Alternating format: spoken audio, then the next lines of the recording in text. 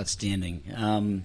You sort of gave me a personal challenge, Benita, with your talk on the mid-career crisis, if you will, and as Professional Development Committee Chairman with one more year to go, where we really need to do as a society is to work on mentoring and connecting mid-career faculty and the process of recognizing that we're not islands unto ourselves and there's an incredible wealth in terms of talented people in this organization that we can work to help that as a systemized process at NASPGHAN. All right, moving rapidly along, somebody who is the master of the network and networking, both in securing funding for our society, funding for his institution, funding for self, who also, in terms of his musical likes, which I won't go into, and his career has invented and reinvented himself. Past President John Barnard, I'd like to invite you up to talk about protecting your protected time. For those of you who don't know John, he's president of the Research Institute at Nationwide Children's Hospital. He's past president of NASPGHAN, current president for our foundation, and in his role at Children's Hospital nationwide, in this role he's been responsible for a recruitment of dozens of physician and PhD scientists, providing them with resources and a milieu of conducive establishing their successful and independently funded research careers, something that, again, as a resource for our mid-career faculty, he's an incredible resource for them to talk to. During his tenure, National Institute of Health funding has more than doubled at Nationwide, and I think an ideal speaker to address the topic of protecting your research time. So for those of us with ADD who tend to get distracted and say yes to everything and don't know how to say no, he's going to give you the message. Thanks, Ben. I tried to sneak up on you, but it didn't work. So here's what you're going to get after Bonita's elegant accent at the podium. Now you're going to have a hillbilly accent for a while. So little contrast. I also had a great idea, Nira. There's some items I want to debate Bonita on at a faculty development forum next year. I want to debate this move your career for a second startup package point. From an institute director's standpoint, the least thing you want to see after you've invested millions in a career is somebody saying, gonna go so I can get another startup package. That would be fun sometime. I don't know you well, but love to debate you on this. So I'm going to talk about protected time. I don't think there's any formal definition.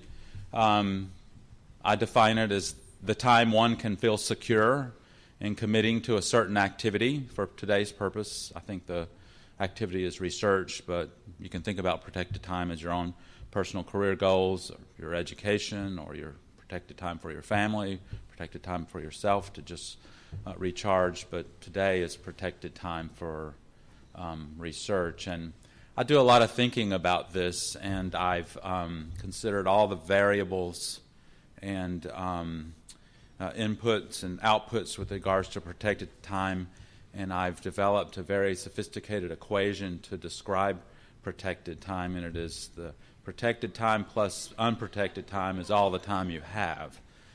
So if you just contemplate that for a while, we'll work through each of these variables throughout the talk today. So it's actually a complex discussion because on one side you have protected time for cutting edge, paradigm-shifting original investigation with the potential to achieve funding in a hyper-competitive NIH or Canadian Institute for Health Research environment, or you have protected time for scholarship or academic productivity, which is often unfunded. Completely different conversations. I'm mostly going to focus my attention on the left-hand side of the slide. How do you protect your time to achieve success at the CIHR or at NIH? But some of the principles will go for people that are on clinical track type positions or just want to have some scholarship or academic productivity. So why do physicians need protected time for research? Well, here's one good reason. These are data from the National Institutes of Health, and it is first-time RO1 awards from over time, from the 1980s to nearly current. And the top line is PhD scientist, and the blue line is MD scientist.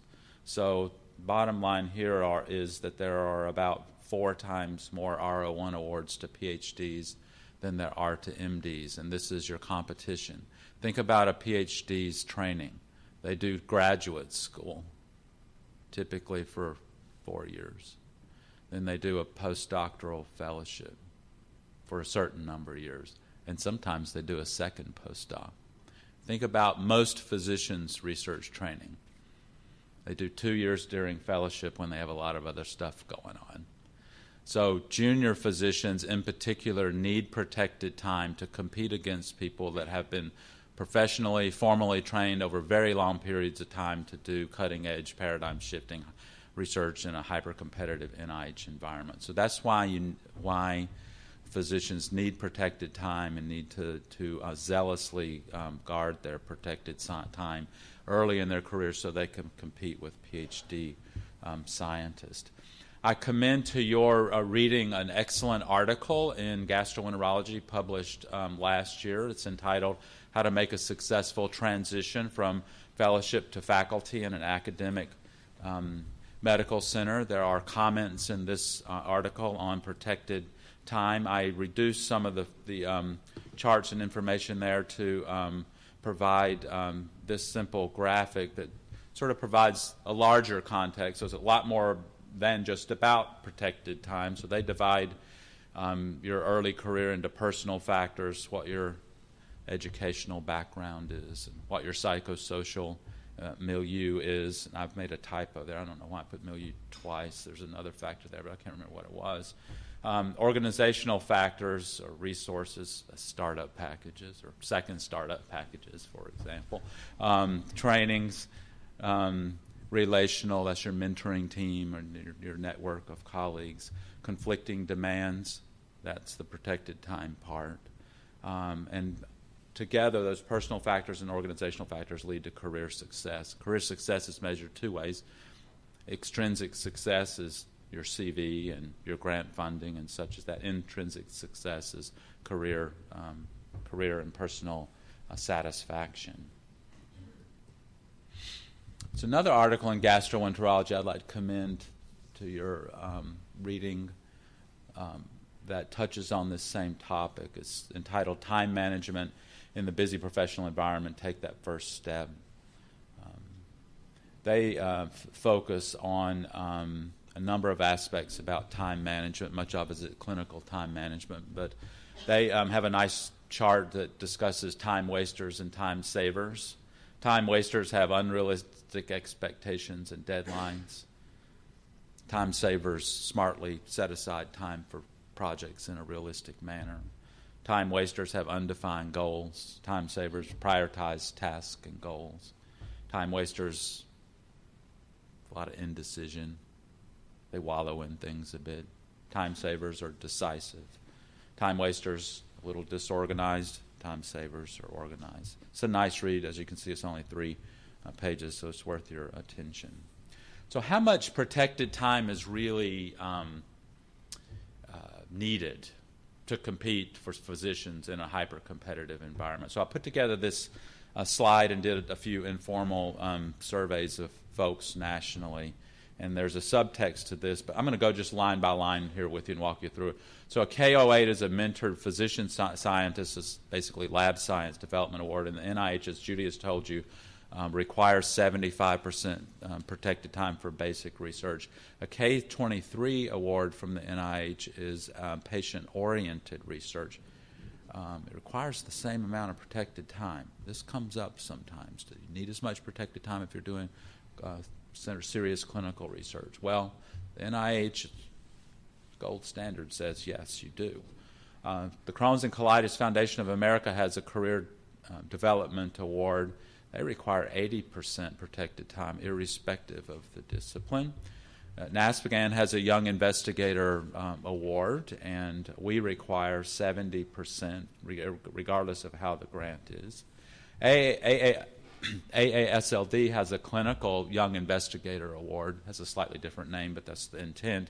Interestingly, they only require 50% protected time. They also have a basic award prescribed specifically for that. They require 50%. Those two are anomalous on my chart, as you can see. I polled 3 clinical and translational science award principal investigators in the United States. I'll tell you who 2 of the 3 are. This is Ron Sokol. As you can see, he's the #1 NIH-funded pediatric researcher in the country, partly because he leads the CTSA in Colorado. Ron says it's got to be 75% clinical, 75 basic. You don't differentiate the two. The second person I ask, a national leader in clinical and translational science that oversees physician, scientists, and other translational research, is Jim Hybe. Jim says absolutely 75% for both clinical and basic research. It's equal. CTSA #3, who I didn't ask for permission, so I won't say who it was, she says some clinicians can get away with 50%, but mostly require 75%, and for basic you need 75%. And out of respect for the Canadian colleagues, there's something I guess is a little like a K award. Bonita is a CIHR New Investigator award, requires 75% protected time for both. So I think you see a consensus here mostly. If you really want to compete in today's environment, you need to have protected for you about 75% of your time. And on this issue of clinical research versus basic research, I feel very strongly, as does the NIH and most other colleagues, the amount of protected time should be the same. And if you think about what clinical research requires, it requires one-on-one encounters with your research subjects. We typically don't do a 1-hour informed consent process with our mice in the laboratory. The regulatory burden is greater for the most part in clinical research than it is in basic research. And then the other things that we do, keep up with the literature, write grants, write papers, it's all the same. So I think it's the same, and I feel pretty strongly about that, as do most of my national colleagues. There are a lot of pressures on protected time. Clinical duties, outpatients, you see patients in clinic, but there are phone calls after that, and there's what we call case management, and you have to review labs and x-rays and synthesize impressions, and you have to deal with the electronic health record, which is an amazing distraction nowadays because some people are inclined to want to very thoughtfully and meticulously manicure the electronic health record to make it perfect in all ways, which is a goofy leap from where we were 15 years ago when we scrawled a few notes and that sufficed. So I think there's a middle ground there. Inpatient duty in the GI service or with consults, and on-call duties, or emergent patients that have to be seen, and fatigue can be an issue. If you have a rough weekend and Monday, sometimes you're challenged to protect your time. Additional pressures on protective time are administrative duties, so committee work, task forces, special projects, interviews for fellows and med students and residents. Quality and safety initiatives are significant administrative duties that we didn't have just a few short years ago. Fellowship program directorship. Bonita, I'm picking on you because you were first and you gave a compelling presentation. I'm so proud of you for turning down the fellowship program director. That is the worst decision you can ever possibly make as an assistant professor or associate professor who have a serious research career. Do not become fellowship program director. Just do not do it. It's not in your best interest. So, nicely done.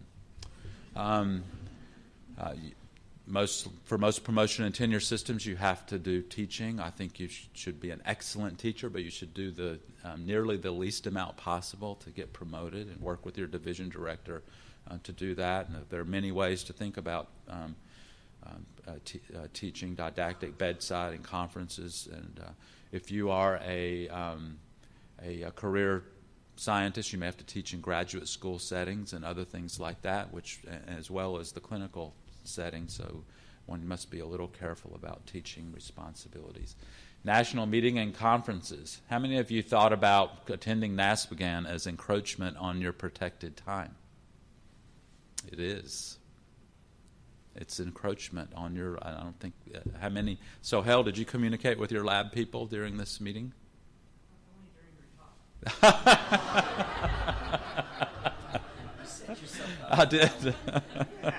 That was a softball. That was a softball, and he hit it out of the park. And various national duties to NASPGHAN or American Gastroenterological Association or AGA or study sections are all potential pressures on your protected time. And as has been pointed out, particularly as you advance in your career, these things start converging on your research time. So they're things that you really need to think about holistically. You must participate in some of these, but you ought not participate in all of these opportunities as they come along. So how do you guard against these various factors that pressure your protected time? Well, there's sort of a before and after. So before is when you're negotiating your job, your position. One thing is, if you want protected time for research and you're going to a division where there are 3 people, you're leaving yourself vulnerable. If one person leaves or gets sick and then somebody's got to pick up the slack, then that's a little risky. I'm not saying it can't be done. There are exceptions to everything that I will say today. But think about that as you're looking for a job.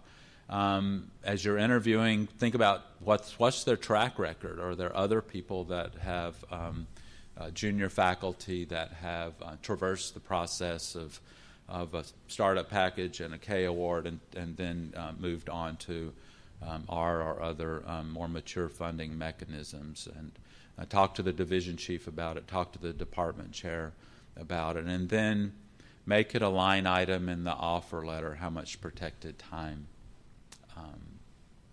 you need. I don't think in an offer letter you don't negotiate down to hours and minutes, but you should get a general sense of what the denominator is here. So I think most of us agree we don't work 40-hour work weeks. So 80% of a 40-hour work week is 32 hours a week committed to research. Maybe you have a department chair like Mitch Cohen who thinks that a typical work week's 80 hours. 80% protected time in an 80-hour work week. That's a different calculation.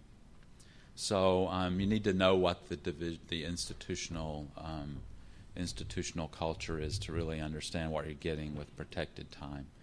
And then once you're started, so this is the after part, sometimes you just have to politely say no. And you have to say yes in this business, but there will be many times when you need to say no. Compartmentalize your efforts. What I mean by that is, if you need to have endoscopy time or procedure time, get block time and do all your procedures at one time rather than multiple procedures throughout the week. If you're seeing clinic patients, see them as efficiently as possible in as tight an interval as a half day rather than a few on Monday and another few on Thursday, for example.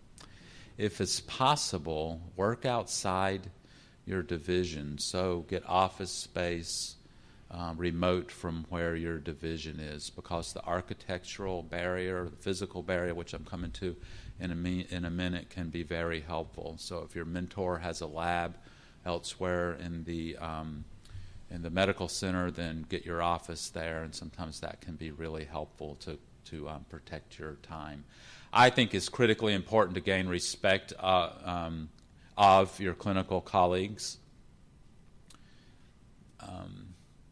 If you are a 80% protected time person and you come in at 9 o'clock and you miss the clinical conference that started at 8 and you slept out with your briefcase and your coat and your journals at 4:30 when everybody else is working to 6:30 because you're going to work from home or whatever, that's not going to cut the mustard, and you're not going to get the respect of your clinical colleagues. So you really have to think about that. You live in a milieu where people are working very hard, and for them to respect what you're doing and for them to respect your protected time, you need to be a good citizen of the division, and maybe most days be the first person there and the last one to leave rather than otherwise. Physical barriers are I think helpful. The best physical barrier is your door. It's very easy to create allies in your staff, your nursing staff, and your secretary, and for them to understand you have a convention. Your convention is when your door is closed, please try not to bother me. When my door is open, come on in.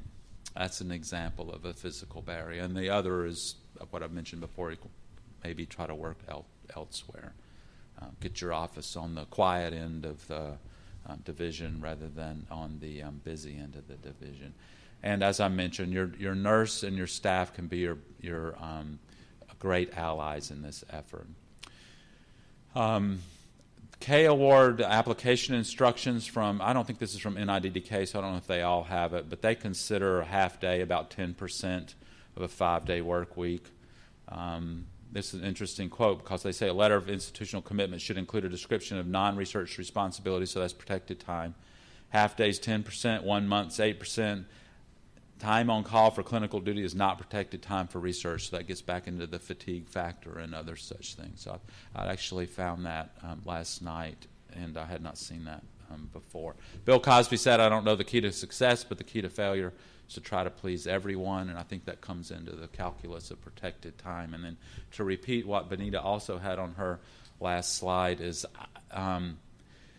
I've heard 100 times that physician scientists are not successful because they're not focused. They're too diffuse.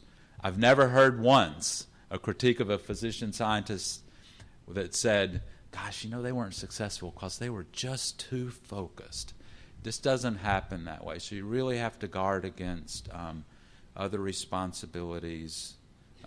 Be responsible about how you say yes and how you say no, and focus on your research. Thank you very much.